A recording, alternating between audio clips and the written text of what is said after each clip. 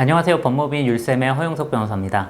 오늘은 기여분에 관하여 좀 알아볼 텐데요. 상속재산에 관하여 상속인들 간 협의가 잘 이루어지지 않는 경우가 많습니다. 어떤 상속인이 피상속인 살아 생전에 좀 많은 재산을 증여받아서, 즉 특별수익이 많다는 이유로 다른 상속인들이 피상속인 사망 후 남아있는 재산에 대하여 좀 더 많은 재산을 가져가겠다고 주장하는 경우가 일반적인데요. 그런 경우 말고도 어떤 특정 상속인이 피상속인을 오랫동안 모셔왔다, 부양했다라는 이유로 추가 상속분을 요구하는 경우가 있습니다. 이를 기여분 주장이라고 하는데요. 기여분이란 공동 상속인 중에 상당한 기간 동안 피상속인과 동거하거나 아니면 피상속인의 질환을 병간호하는 것을 통해서 피상속인을 부양하였을 때 기여분이 인정될 수 있고, 또 재산적으로 피상속인의 재산의 유지나 증가에 기여한 바가 있다면 이러한 재산적 기여도 기여분으로 주장을 할 수가 있습니다. 그런데 여기서 주의할 것은 기여분의 대상은 망인 사망 당시 망인 명의로 되어 있는 재산이라는 점입니다. 이 때문에 상속재산 분할을 할 때 기여분이 문제되는 것이고, 상속재산 분할 심판이 제기된 후에 기여분 청구를 하는 것이 일반적이 되는 것입니다.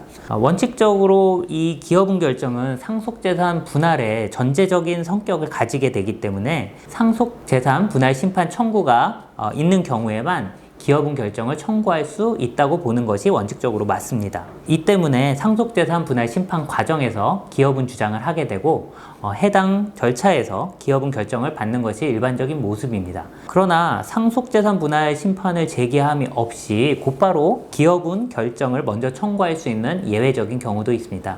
즉, 당의 재산이 상속재산에 해당하는지 여부가 불분명해서 그 전제 절차로 민사소송에서 상속재산인지 여부가 먼저 확정될 필요가 있을 경우에는 당의 재산이 상속재산에 해당하는 것임을 조건으로 하는 이른바 조건부 권리에 대한 특정인의 기여분 결정을 상속재산 분할 심판과 별도로 청구할 수 있다는 것이 판례의 태도입니다. 이렇게 상속재산 분할 심판과 별도로 기여분 결정을 청구할 수 있는 경우에는 청구인의 기여분은 몇 %다라는 내용의 주문이 나오게 되는데요. 이후 상속재산 분할 심판을 청구하게 되면 해당 기여분을 고려하여 상속재산 분할 비율이 정하여지게 됩니다. 그런데 만약 생전에 특정 상속인이 재산을 모두 상속받아 가버린 경우라면 상속재산을 받지 못한 상속인은 유류분 반환 청구 소송을 제기할 수밖에 없는데요. 이때 유류분 반환 청구 소송에서는 기여분을 주장할 수 없는 것이 원칙입니다. 왜냐하면 앞서 설명드린 바와 같이 기여분의 대상은 피상속인 사망 당시 피상속인 명의의 재산에 한정되기 때문입니다. 이 때문에 유류분 청구 소송에서는 기여분을 청구할 수 없는 것이 원칙입니다. 그러나 최근 판례에서 유류분 청구 소송에서도 기여분을 고려할 수 있다라는 취지의 판결이 나온 바도 있고,